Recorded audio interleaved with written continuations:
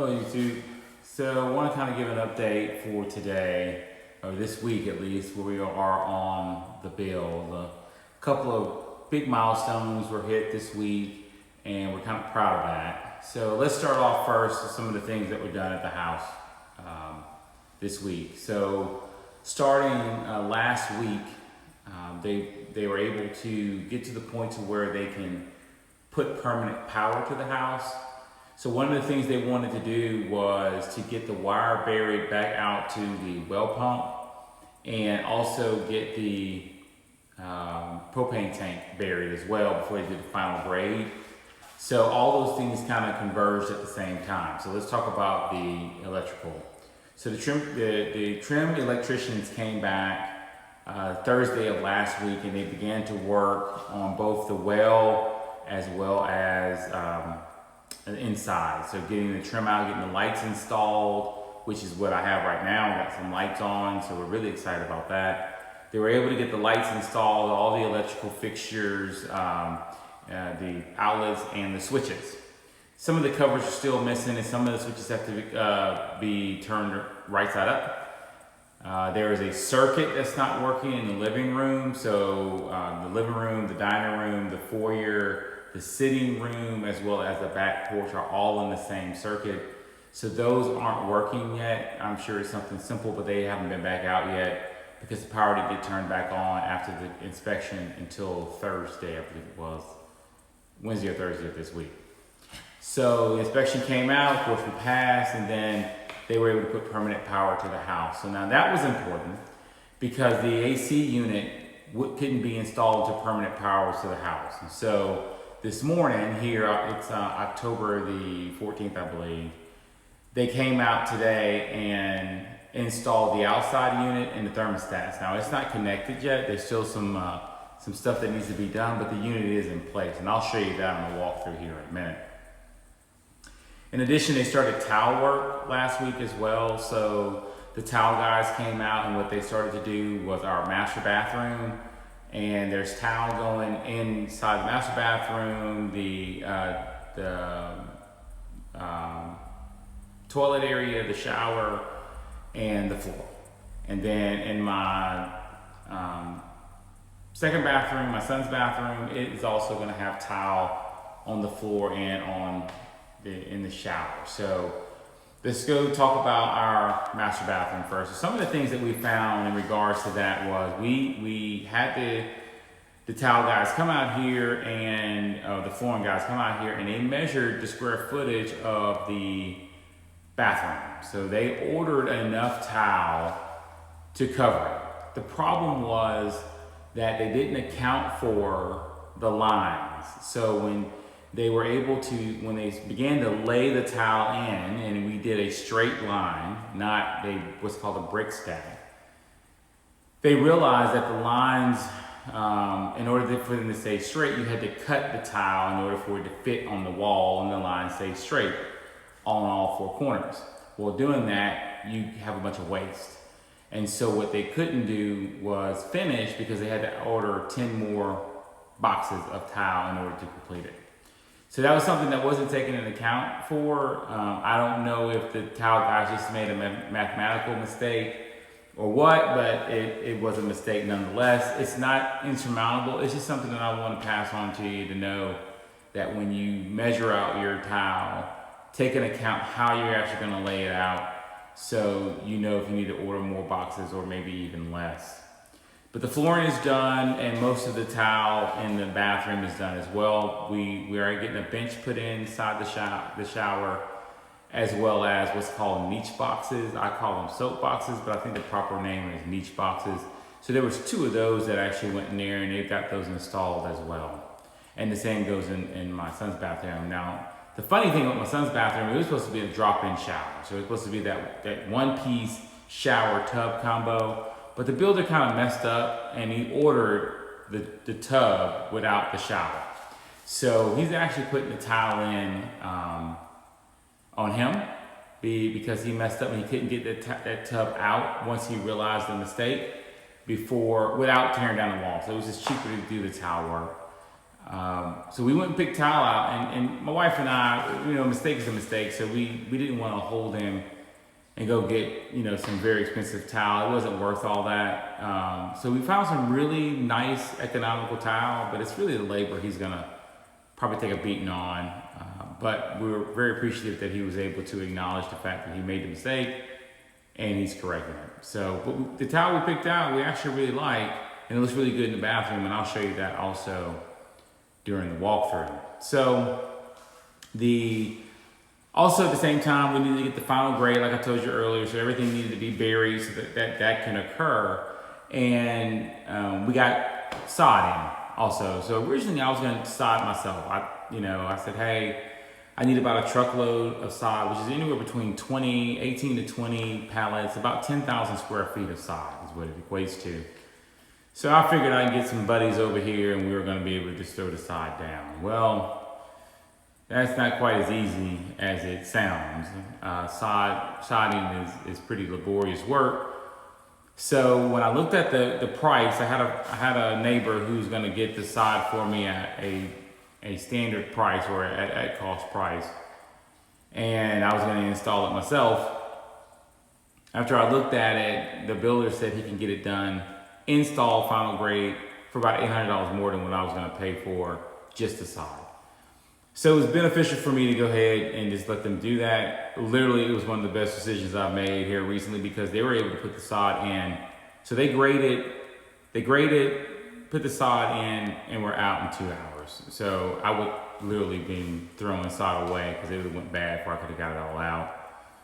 So very smart decision. If you have it in your budget to have someone else do the sod, or if you have a large yard, it's something to consider about having someone come up. We really need some erosion control. We were having problems with the downspouts. It's kind of a high peak on the roof of the house, and so when it hits those gutters, the water comes out at a pretty good clip, and so it was kind of doing some erosion. So we wanted to get ahead of that. They've, like I said, already done the final grade, so it was able to help with that. So nonetheless, the sod is in place. So what's coming up this week right here? We think. The countertop guy should be back to do some work on the outdoor kitchen countertop. So we think they'll be about to come out and kind of get that finalized.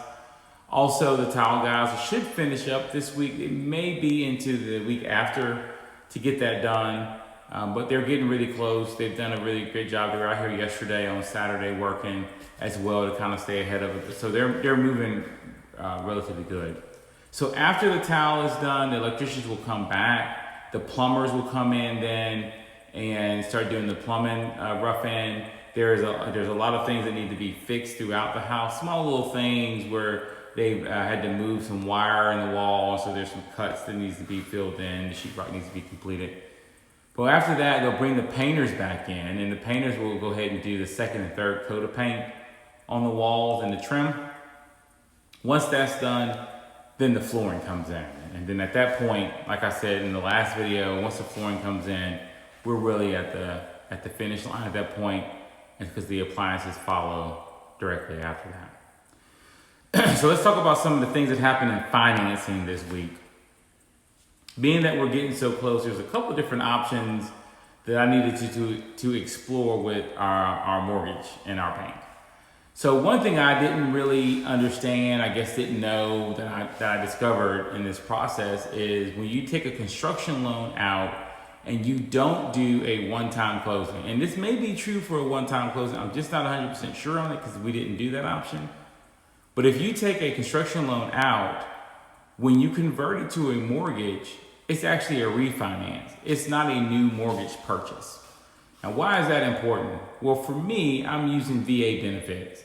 So by using the VA benefits, it's considered a refinance like it would on an FHA loan or any other traditional mortgage package or product.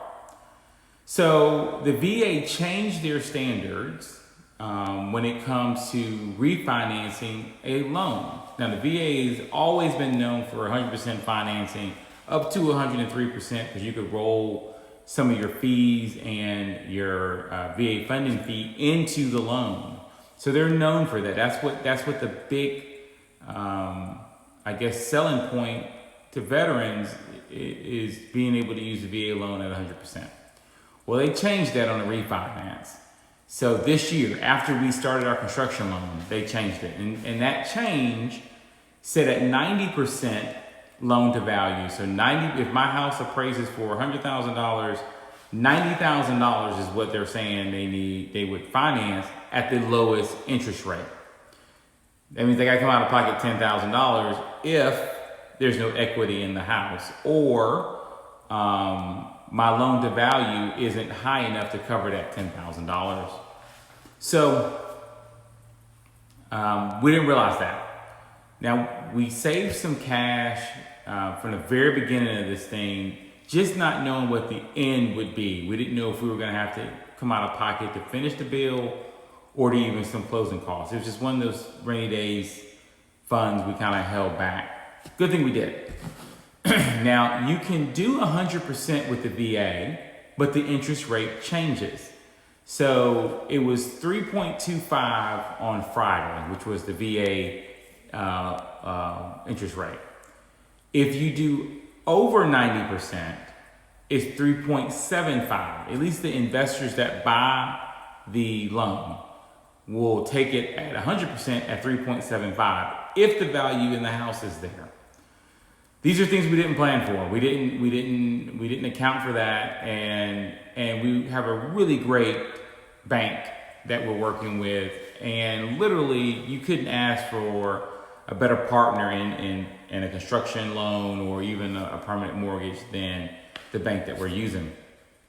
The reason why I say that is because we met with our banker, and he said, hey, look, if we need to do some non-traditional means to cover the difference, at 10% we could, such as a one-time note payout if we needed to do that, or maybe even a second mortgage if we needed to cover that 10%, if we didn't want to put our cash in there. I'm a little hesitant about putting the cash in there. I'd much rather hold on to the cash, depending on what the interest rates would be. We'll kind of decide what we're going to do next. Don't know yet. One thing that is really important at this stage of the game is the appraisal. So if our appraisal comes back higher than it was on the initial appraisal, so when they took the plans, we think that we should be just fine. And I only need about $30,000 on my appraisal for everything to wash out with these new type of rules that we got to play under. So be mindful of your financing. Construction loans take anywhere between 6, 9, 12 months. Things change, rules change. And if you're not aware of these changes, then when you get to the end, you may be stuck with a closing cost or additional monies that you hadn't planned for in the very beginning. So we had heard this had changed. We started asking questions, and we were able to finally get the correct answers from the correct people. So just be mindful of your finance changes. The other thing is taxes. So it's October. We think we should be in the house somewhere between middle of November, probably 3 to 4 weeks from now, we should be able to move into the house. I can't close on my loan before the middle of December. The VA has a rule that says you have to, if you're coming out of a refinance, such as we are, you have to make at least 6 payments and be in the loan for 210 days. Now, 210 days for me is December and some change, like December the 13th or so like that. So I have to stay in the loan for that long period of time. I would make my 6th payment on the loan this month. So in a couple weeks, or a week, I will make the 6th payment. So I'm covered there. One thing you got to be mindful of, if you take the loan out and you don't make 6 payments, let's say you come out of pocket first. So let's say you're a VA person, you want to come out of pocket $30,000 before you start taking a draw.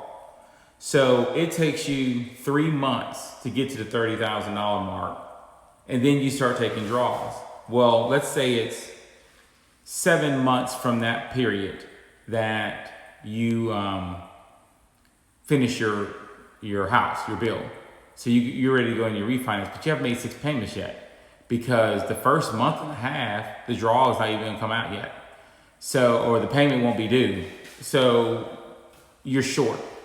Just be mindful of these types of little nuances in your financing that you may or may not be aware of that can really change and derail the way things are going for you. And finally, when I started this, it was talking about taxes. So taxes, since I can't get into December, if I get into December, I pay 1 whole year of taxes for property and structure.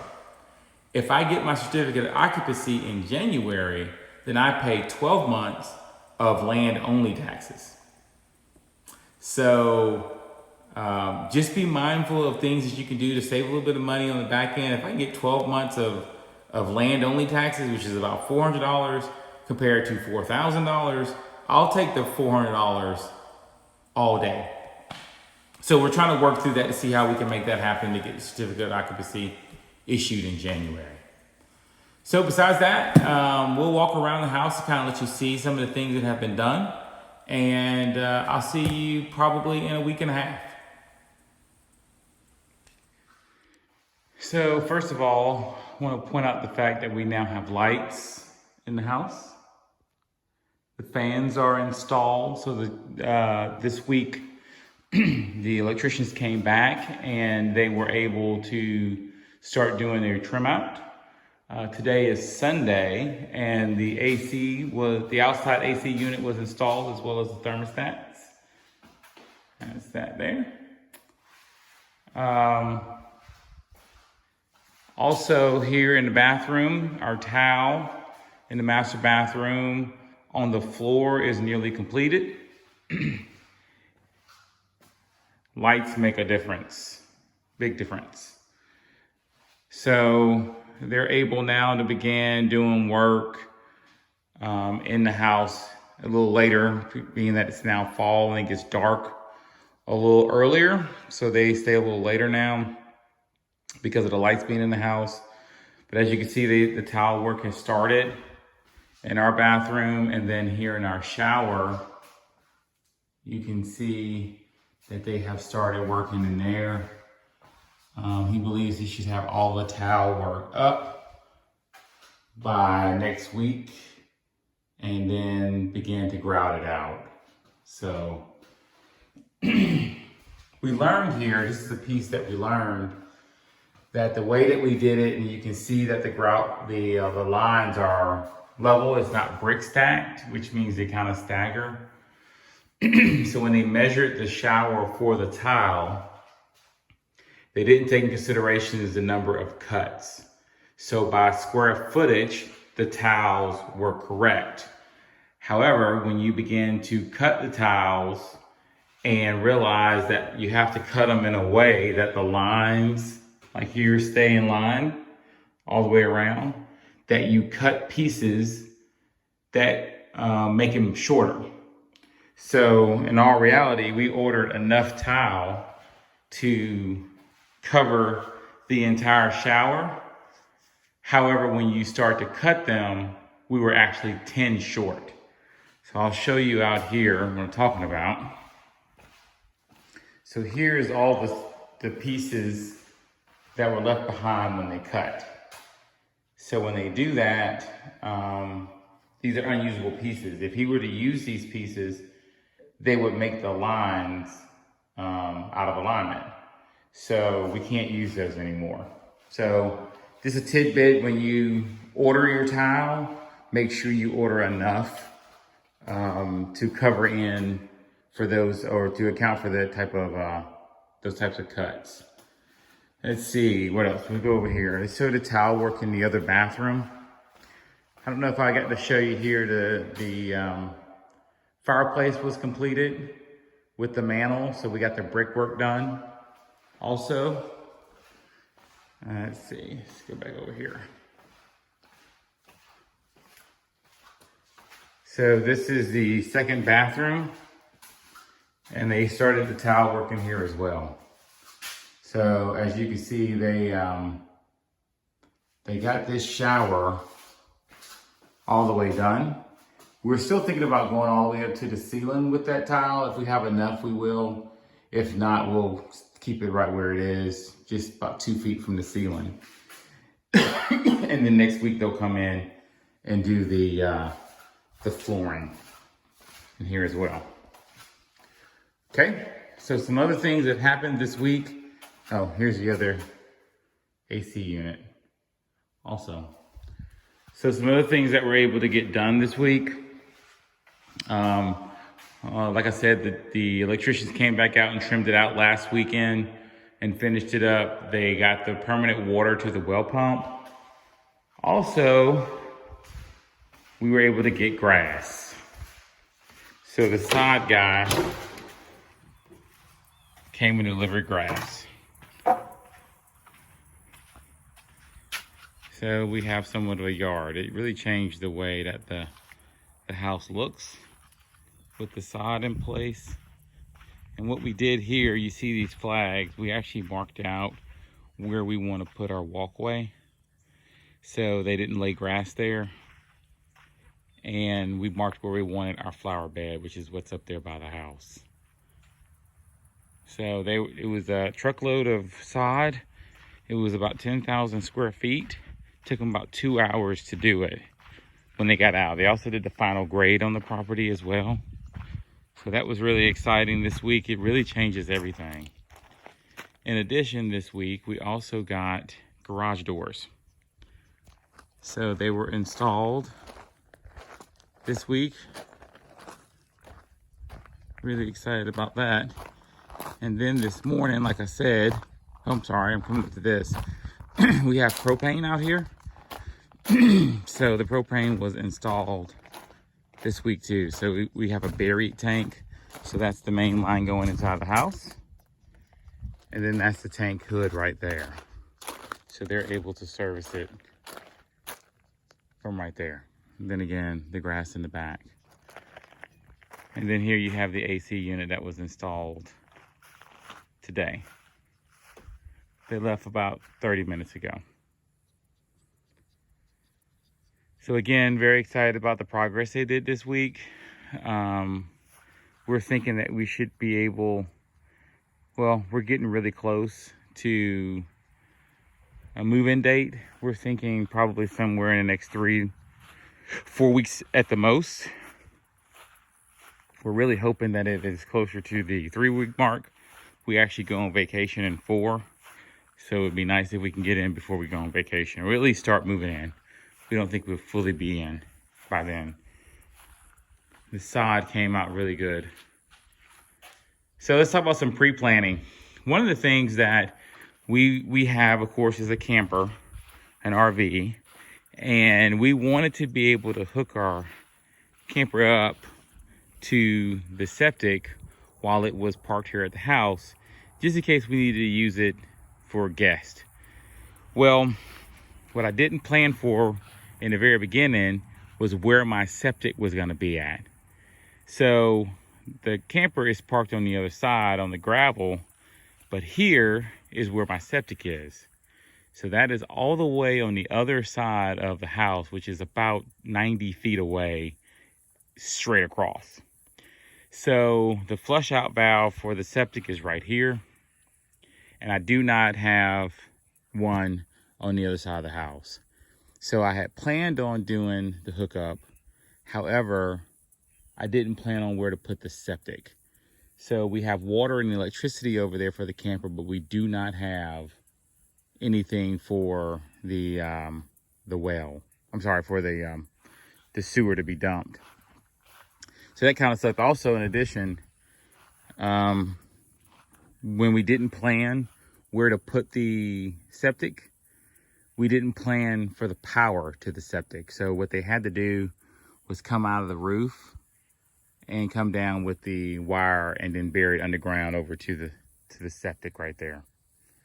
So if we had planned to put it over here in the very, very beginning, we'd have been able to put the power here on the wall and pipe down directly from that without doing that piece of conduit. But it's not that bad. It's on the unused side of the house, so it's not terribly bad. It's just all the planning in the world, you forget little things like that, and then you find it out later.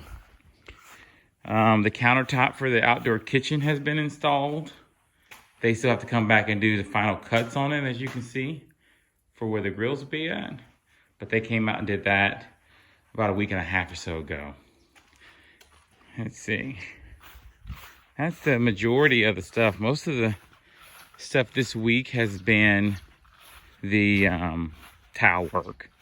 So we'll walk back over here and show you. See, this is where the camper will go. So you can tell it's all the way on the other side of the house. It's just, like I said, we planned and didn't plan for enough.